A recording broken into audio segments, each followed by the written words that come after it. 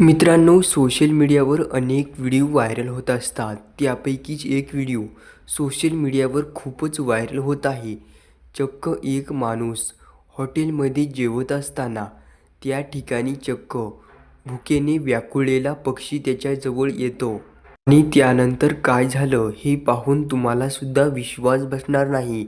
हा व्यक्ती हॉटेलमध्ये जेवत असताना त्याच्या टेबलवर एक पक्षी येतो आणि तो सुद्धा भुकेने व्याकुळ झालेला असतो. पक्षी चक्क त्या व्यक्तीच्या समोरच बसतो. त्या व्यक्तीला सुद्धा समजतं या पक्ष्याला अन्न हे द्यायला पाहिजे.